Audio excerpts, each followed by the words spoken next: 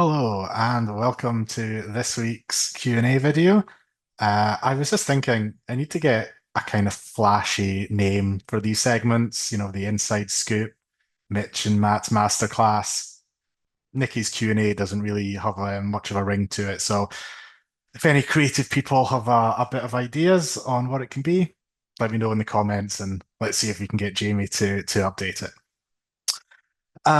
Before we get into questions this week, I just want to have a quick run through of my team and my performance last week. And, hopefully you'll have watched stuff from the other lads on the channel, talk about what worked for them, the good stuff that went on, how well they performed. For those of us who didn't have quite a good week, come in here and we can commiserate with me as we languish in the 40 odd thousandth position that I currently sit in. Um, in all seriousness, though, if you are in a similar position, if you did feel like you lagged behind a bit this week, don't worry, don't panic. Plenty time to go, plenty time left. If you made mistakes, make some trades, fix it up. But the theme I think of this video and all week has really been don't overreact to one week. My position can be put down to a lot of it can be put down to a couple of kind of close decisions. I ended up with Grant over Watson. I took Seyfarth over Gilbert. Both could easily have gone the other way. And that cost me 61 points this week. If I'd had the other choice, I would have my score sitting in the early 900s. I think my rank is like 8,000 or something. Would be sitting much happier. Looks much better than it currently does. Does it mean that those decisions are right? I mean, it's too early to tell. We don't know. There's a lot of time left. Maybe they are, maybe they aren't. But I mean, one thing we can be quite sure on is that it's not going to that decision is not going to cost me 60 points every week, and it's not going to make a 35,000 rank difference at the end of the season. So, you know, stick to what stick to the analysis that you did leading into this season. Not a lot has changed. It might feel like it, but not a lot has changed for a lot of these guys between who you thought they were a couple of weeks ago and who they are now. Um, and there's going to be a lot of questions on this. So what I wanted to do before we get into the questions specifically, um, I just wanted to have a general holistic talk around variance and how it applies to these guys and how I at least try and think about it, try and approach it.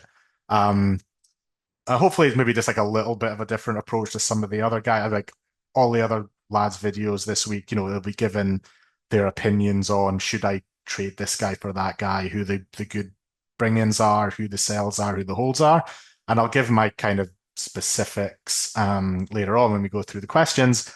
But again, just maybe kind of holistically how I try and look at it and try and avoid getting suckered in, I guess, to just overreacting to really small sample sizes. Because although, we would love to be able to predict exactly what's going to happen, these guys, with the possible exception of Isaiah Yo, I'm not totally sure. These guys aren't robots. They're not just going to come out and give us the same thing week in, week out. And as an example, I was trying to think who, other than you, who's the guy that's like really consistent, really reliable, just you know what you're going to get from him week in, week out. And I came up with Teague Wilton. Now, probably not a lot of people talking about Teague Wilton this week, but stick with me. Hopefully, it'll make a bit of sense in the end. Teague Wilton's a guy, and there might be better people out there. Suggestions in the comments if you can think of any. But Teague Wilton's a guy where if you buy Teague Wilton, you know what you're going to get. You're going to get a high 40s to 50 average. If you look at his entire career, second row, over 70 minutes, 49 average. What did he do last year? 47.4. What did he do the year before? 49.3. What did he do in the one game this year? 45. That's just who he is. And if you want that, you would know who to go for, right? If you make your decision of, I want a guy in my edges who's a reliable 50-point scorer, high 40s to 50 points, I'm going to get him in. You make that call. Great. Look at 2023. This is brilliant. Round 145, then a 50, 56, 50, 45, 50. Like, you can't get any more consistent than that. It's quite remarkable in a way. But even Mr. High 40s to 50, Mr. Reliable Teague Wilton has a 28 in him. 28 in 80 minutes. No real reason for it, it seems. Just 28 in 20 minutes. Missed a few more tackles than normal, made a few errors, didn't have any attacking stats. 28 points. He also has a 67 in him and a 71 in him. Gets a normal game, jags a try, couple more tackle breaks, couple fewer missed tackles, etc. 67, 71. Now, do these games change who Teague Wilton is? No. He's still Mr. High 40s to 50 average. And when these games are kind of buried in the middle of a season, we don't really think about it. You know, if you own him, the big weeks with the tries, you're laughing. I'm going to have a good week this week. If you get a low score, like the 28, you're disappointed. I'm going to have a low score this week. But it doesn't change your opinion on who he is and what he brings to your team and why you brought him into your team. But what is very easy for us to do is if he started that season with a 28, all of a sudden that impression changes. We brought him in for that high 40s, that 50, that reliability, and he gave me a 28. I have to get rid of him. He's a failure. Is he a failure? Well, no, it's been one game. He'll still give you what you bought him for. Might take a bit longer, but you're still going to get what you paid for. Same as if you started with a 67 or a 71.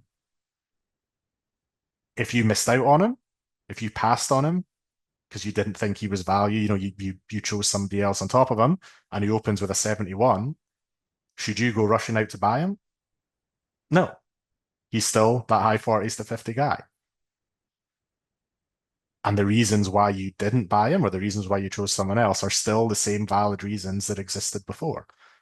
So whether he gets a 45 or a 50 or a 71 or a 28, he's still who he is. He'll still give you what he gives you. He's just done it in a different order than he has previously. So when we look at the players this week, the big question is whether or not they performed well, whether or not they performed badly in terms of their scoring. Are they still the same player that you thought they were last week? Or is something inherently changed that makes you think they're not going to be what you paid for, or they're not going to be what you didn't pay for? And the obvious ones to talk about, and these will feed, there's questions galore on these guys, is Alex Seyfarth and Tom Gilbert. Big difference in scoring. There was a big difference in scoring this week. Very little between them in terms of price at the start of the year. This was one for me where it was a choice of who to go for. And I went with Seyfarth. And this is kind of where I'm talking about does it change? Does that 29 change who Alex Seyfarth is? So if we look at his career, second row, they're not even taking out 47-minute games, etc. 49 average. Is he still a guy that can give you a 49 average? I mean, nothing's really changed. Maybe 49's high. Maybe you think it's a 45 average. That's still what we bought him for. Like, that's why we brought him in. 45 up to 50, maybe even 50 plus if things break. That's what he was bought for. One game of 29 doesn't change that by itself. You had an HIA. If he plays, he would likely play the 80 minutes. If he played the 80 minutes and, scraped up to a 40, would we be having the discussion around selling? 45 meters gained, second lowest in his career, starting on the edge. I mean, that's not great. Is it going to stay at 40 meters a game, or is it going to go back up to what he's done previously? These are the types of decisions that we have to think about. Tom Gilbert again, on the other scale, if we go to lock, even including that 65, career 49 average.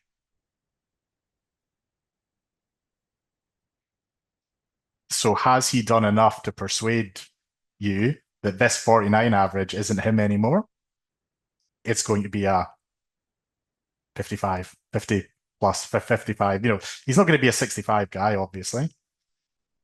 But comparing that to him and Seyfarth, their career in their current role is basically the same.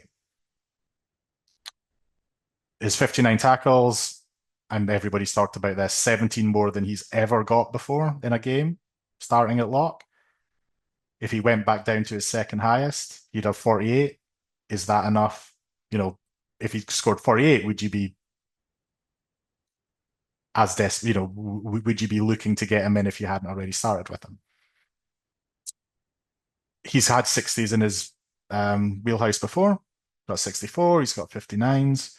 He's also got 35 in 80 minutes. Can he go back down to that? Well, yeah, like it's in his game.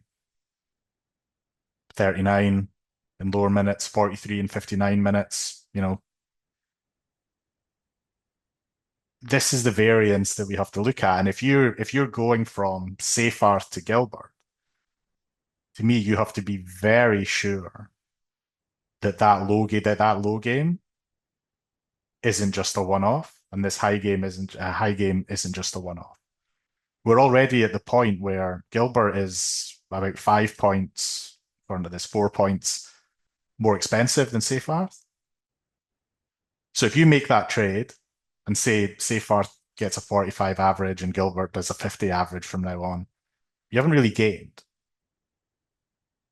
That's you've paid for that. You've paid for that additional 5 points. Is that worth a trade at this stage of the season? So, to me, I'm holding Seyfarth.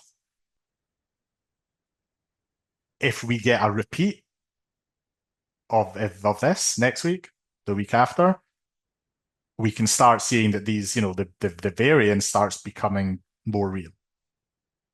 But if you make that trade this week and Seyfarth goes back up to the mid 40s, maybe he scores a try, maybe he gets 50. Gilbert goes back to a high 40s or 50 himself. If they score the same, are you going to be happy with that? Of using that trade? Um, it's a difficult one. So to me, there isn't enough evidence yet to make that change. There's definitely not a 37, was it 36 point difference between the two players. So once it normalizes a little bit, possibly then we can make a call. But for now, I I wouldn't make that trade for me. Um, the other reason why you might look to do it is kind of cash generation. If you want to get a lot of money, Gilbert will make more money than Seyfarth over the next few weeks. But the thing about cash generation is it's like, making investments. The money isn't real until you sell. So if your plan is to get Gilbert in, hope he goes well for like 3 or 4 weeks and then sell him to somebody else, maybe that's a plan that can work. But I think a lot of people, if they did bring him in or if they did have him and he is going well, if he's averaging 50, then um, people aren't going to be in a hurry to sell. It might be let's just hold through Origin. He might play Origin again. So we'll wait and see. We'll make decisions there. So in that case, yeah, he might have made a lot of money quickly, but it's normalized by the time you're making your transactions. And same with Seyfarth. Yeah, he might make money. If he gets around back up to that mid 40s to a 50 average, he'll make money as well. He might do it slower. But if you're not trading out until, you know, week 10 or something anyway, it doesn't really matter how fast you get there, right? So that's going to answer, I think, a lot of the questions of should I trade Seyfarth to Gilbert? I get it, but I would not be making it. And the other one I wanted to touch on again, I won't belabor the point. I think everybody has talked about this. Luke Metcalf, in any other circumstance, in any other year, he's not a trade. He had a bit of a disaster. Well, he had an absolute disaster, really. In Vegas, lots of missed tackles, lots of errors, no attacking stats. Still got a 24. To get him from a 24 to a 44 does not take much effort at all. Like a few more missed tackles, a couple, one less error, kick his goals, one try assist, you're up over 40 points. So in any other circumstance, Luke Metcalf, 100% a hold. But we're in this weird situation where very few people, yeah, very few people, even if you did badly, like I seem to, there are very few people are pure sales, unless you've got a Moali or a Ryan Couchman or somebody. So yeah, if Metcalf is your only avenue to Humphreys, then yep, I get it. I might have to do the same thing myself. But if there's questions around, say, Metcalf to Gilbert, then that's a no for me. That's a no. Again, just because he got a 24 doesn't stop him being that guy that you thought he was when you put him in his team. Now, if he loses his spot, if he loses his role, then obviously things change. But as it stands, the only way I would trade Metcalf would be the if it's your only way to get to Humphreys. So let's get into some questions. Like I said, I think a lot of these will I'll have already covered because they're very similar, but let's go. Metcalf to Humphreys first trade. Yeah, sure. Seyfarth to Horsburgh. Like, I mean, I think it's a better trade than Seyfarth to Gilbert, but I'd still hold on and wait to see how Seyfarth goes. Um, Horsburgh, like I have him, so it's easy for me to say, oh, don't worry about Horsburgh, I've already got him.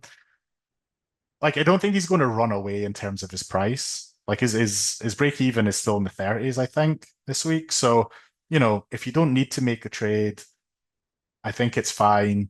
If Seyfarth, goes badly again, then it becomes a different conversation. Or if you get injuries this week, like, you know, I it was such a clean week for fantasy relevant injuries. We're bound to get some eventually. So, maybe Horsburgh comes in next week if you get an opportunity. But yeah, for me, I would still hold on that trade, but that's just me.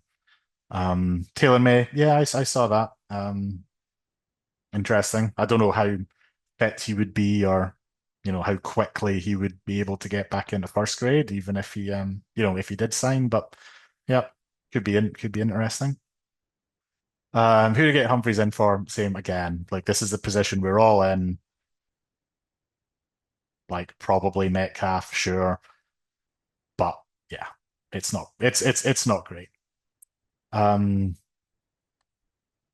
this was an interesting one. Metcalf RTS to Humphreys Gilbert, Metcalf Barnett to Humphreys and Haas, or just RTS to Gilbert. So to me, the option there is RTS to Humphreys. Um, but the Barney and Payne Haas one again, I didn't bring up Barnett. I did look up Payne Haas on free statistics. Like, I mean, Payne Haas was a menace that last week, right? But he was just Payne Haas. Like he was Payne Haas being the best or close to the best version of Payne Haas. But that's still the guy. He's still the guy we knew he was. I mean, he started with an 81. Last year, he started with a 76 and followed it up with a 54, 54, 55. He's got these big games in him. He's got a 91 last year, but he's got those 40s and 50s games. That's who he is. So if you started with Barnett over Haas, there's a reason why you would have done that. And it seems sideways to override it in 1 week. Again, this is Barnett on the very low end of what you'd expect from him, and Haas towards the high end of what you'd expect to him. But they'll still gravitate towards that overall expectation. So to me, again, Barnett to Haas. Like if you wanted Haas, you should have started with Haas. Like don't go chasing the 81 points. He was there to be had. You made that call. Don't go chasing it after 1 week. Um, at least wait and see how Barnett's minutes turn out. Um, I'm not sure some of these are questions. Got to get Tamale. Yeah, get Tamale. Definitely. He's up there in the must-haves.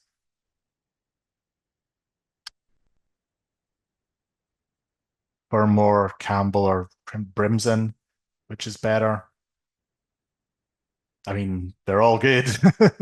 They're all good. Depends what positions you want. I'm going for Campbell to replace Metcalf. I mean, again, look, you don't need to replace Metcalf. If you can go Metcalf straight to Campbell, then I mean, I don't know why you wouldn't have started with Campbell in the first place, but I mean, there's got to be another way to get Campbell in. As Tom going to a must-have, like I said, no, like he's not a must-have yet. If he turns into a 59 tackle a game guy, then yeah, we'll all be getting on. But wait and see. Wait and see. Ali Leotawa. I mean, it's an interesting shout. And look, this is the type that I'm talking about. If you like these guys, solid option, still think you will be, but need to get Gilbert. You don't need to get Gilbert. The reasons behind the way you set your team up still hold. If you think Leotawa is going to work, then up to you. Let him go. But yeah, Gilbert not a must have. If you were saying Leotawa to Humphreys, then absolutely Humphreys has to come in some way. But Gilbert, no, that's all fine. Thoughts on Eric Clark to Humphreys? Yep, absolutely, 100%. Bringing Fafita in early. I mean, he has a history of going big off the bench. Obviously, you'd prefer him starting, but there's definitely scenarios where the sting's gone out of the game a little bit. He comes on and just absolutely demolishes people and takes over. So, let's see it play out, see what happens. But yeah, not ideal. Start Toya or Tamale. Tamale, I would say. Toya up against the Panthers could have a hard time. Could have a hard time. I've had there's a couple of these as well. Who should I trade Gus for? Like Angus Crichton? Don't trade Angus Crichton. You brought him in, he'll be fine. Like they got absolutely touched up last week, and he got a 43. Slightly under what you're paying for. Like this wasn't even a 20 odd or a 30 odd. You got a 43. He's fine. Yeah, the Roosters look bad, but they're not. They'll especially once they get a few of those middle um bodies back. Like they won't be completely out of games, especially against the lower half of the league. They'll score tries. Crichton will score tries. He'll throw offloads galore.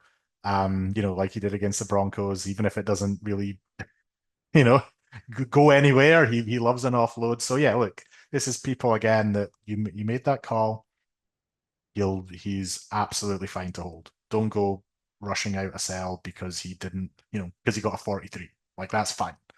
That's absolutely fine. Um, Davy Moali. Sorry, Jamie. Um, yeah, Jamie can answer that one. Why would you pick him? Is Horsburgh to Gilbert to save 37k a waste? That's an awful trade in my mind. Don't do that, please. Safer to Gilbert, Metcalf to Humphreys. I mean, again, I've safer to Gilbert no, I wouldn't do that. Metcalf to Humphreys is fine.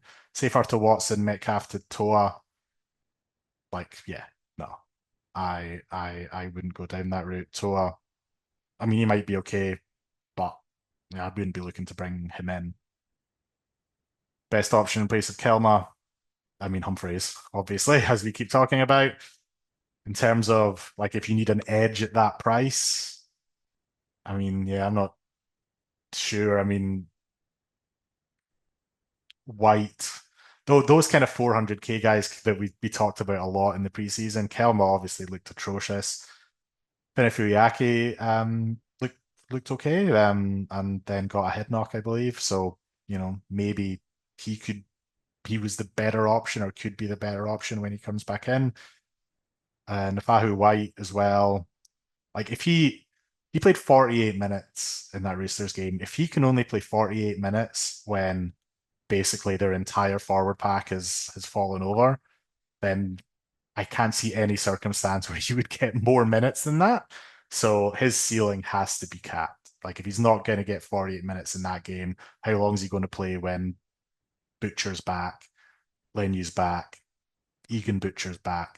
It can happen. So I think his ceiling is pretty capped there, I think. Um, so yeah, I mean, not a lot of options at that. Like, if you wanted to go up to Gilbert, like if you had the money to go Kelma to Gilbert, that's absolutely fine. That's a great trade. Just depends on how much money you've got, etc. Metcalf to Toa, Moali to Horsburgh. I mean, Moali to Horsburgh, absolutely. I I don't like the Metcalf to Toa bit. So again, it depends on how much money you've got. If you could get a Moali to Gilbert, say, you know, that would in one trade, that would work for me. Should I keep Sab or sell? Like, I mean, I'm not quite sure why you would have started with Jason Sab, but if you started with him, I've no idea why you'd be looking to sell him after he scored a 50 odd and that Manly attack looked devastating. So, like, if you've got him, keep him. Great. He'll probably make you a little bit of cash over the next few weeks, but I mean, he's not a long term guy you want in your team, I think. Do I hold Gus Crichton or go for Jai Arrow? I mean, hold Gus Crichton. Like I said, he's absolutely fine. Go out and get the big Haas. I mean, you could have started with him.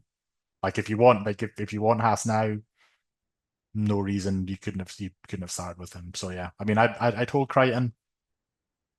It's been one game. Burbo to Horse, that's an easy one. Yep. By Watson or Hopgood. I mean, yeah, both. Like Watson's getting a ton of minutes at the moment. I still think there will be a time where those minutes, go down a bit, but the way that the Roosters, the amount of forwards the Roosters have, it's not going to happen in the next few weeks. So I think Watson will be huge the next few weeks, but Hopgood as well. Like, yeah, he was a bit, um, didn't have a great showing against the Storm, but they just got smashed. So, both fine, all good. Um, Takiyaho, yeah, I mean didn't play a lot of minutes, picked up a knock. Hosking might play some middle, yeah. I mean, maybe. Be nice, wouldn't it? 65 minutes on the edge, move into the middle for some bit, play 80 minutes. It's probably unlikely. It's probably Matty Nicholson will take up those minutes and Hosking kind of plays kind of similar to last week. But yeah, if you get some extra minutes through the middle, that would be lovely. Um Metcalf to Horsburgh, yeah, I mean, I don't know. As I've said, you can, but Metcalf's still a hold to me. But like if you've got the extra money, like it's not the worst. Say Farah's got one more week. I mean, yeah, like that's yeah, give him some time, but like judging a guy on an HIA, one game on an HIA, he is better than that. Do I trade Metcalf or Tavanga for Humphreys? I'd say Tavanga, absolutely. Purdue Hamish Cheer, yeah, Hamish Cheer is interesting. Not sure how many minutes you'll get on the regular. They had a lot of obviously they had Couchman out last week. Bevan had an HIA, so they've got the bye next week. So I mean, you could wait a week and kind of maybe see how his minutes in a more normal game, how the minutes shake out. Or, you could get him now and use him as a looper next week. I think that is something that, a lot of people are not going to have. Not many people have Dragons players, so unless there's some injuries, not a lot of looping going on next week. So I mean, yeah, like it's a bit sideways, but yeah, it's fine. Seyfarth, White, Metcalf, Humphreys. So I'd say White. Like I said, I don't think he has. I think he'll be fine this week. But yeah, I don't think he has a lot of upside with those minutes. Um, cool. Quickly run through the buy wholesale sell video. I don't think there's a lot different here because again, Seyfarth for Horsburgh, you can meh. Um, Casey McLean, yeah, I mean, I've said it again. Like he'll still have he'll have a pretty high break even this week again. He could tear up. I mean, he didn't have a great fantasy output last year. When he came in, so I think at that he's still around. I mean, if he was a 200, like if he was a 250, 300K guy, there'd be a lot of attention, right? Even dropping 37K, I think he's still around 400K. Um, so it's difficult. You've got the likes of Tamale and that who are a better, um, I think are going to be a better fantasy producer and cheaper. So there's other options. But if he keeps dropping money, then he could absolutely be somebody to look at. Do, do, do, do, do. Not questions. Tamale, Toa is a trade in. Tamale, get Tamale. Toa, yeah.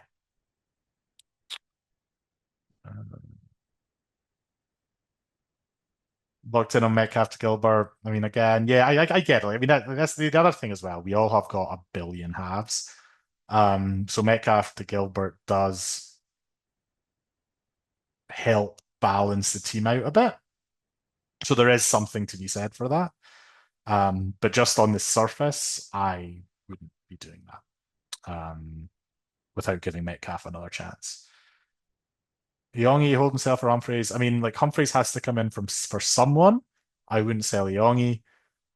He had a tough go of things against the Storm, but he definitely deserves a chance. Who's more upside you pick out, Gilbert or Horsburgh? Horsburgh out of those two. Should have said Metcalf to Gilbert. Same again. I would say no. Seyfarth to Gilbert. No. Sideways. Lots of comments about Riley Smith. Like, yeah, like I mean, to me, I'm happy to wait until I see it. If he keeps getting 50 minutes every week, then he will do well, and he will be somebody that's worth bringing in. But just with all of the other cheapies that we've got, there isn't really a failed cheapie yet. We've got all these cheapie halves, and that's what makes the bringing in Humphrey so difficult. That they all worked, to some degree. So yeah, so to go Seyfarth Humphreys. Like again, you need Humphreys, but I wouldn't from Seyfarth. There maybe be somewhere else. Seyfarth and White to Hassan O'Donnell. I mean, O'Donnell's not going to be there for long, you would think. Nana gets you know, a kick and hopefully shapes up a bit and he'll be straight back in. But again, like I mean, bringing Haas in round one, like you should have just started with him. Like if you wanted Haas now, like don't follow that 81 points. Getting him in just because of that. Don't sell Angus Crichton. Crichton's done a lot to put some people off him. He seems to be the one that people are trying to rush off, other than your safe arts and the one gun that people seem to have fallen off. Robson to Horsburgh, Bird to Humphreys. Yeah, that's fine. Sure, lock it in. Riley Smith. Um, hold Drinkwater, sure. If you've got him, hold him. Like again, like 1 week is not enough to change who Drinkwater is. He is who he is. You knew that beforehand. If you've got him, hold him. Would you grant to Starling to free up cash? Like, no, no. I wouldn't. Anyone trading after round one is a muppet. Well, we all spend hours and hours a week thinking about NRL fantasy, so muppet is probably a decent way to describe a lot of us. And on that note, I guess we'll call it a day. Thanks, Muppets, and I will see you next week.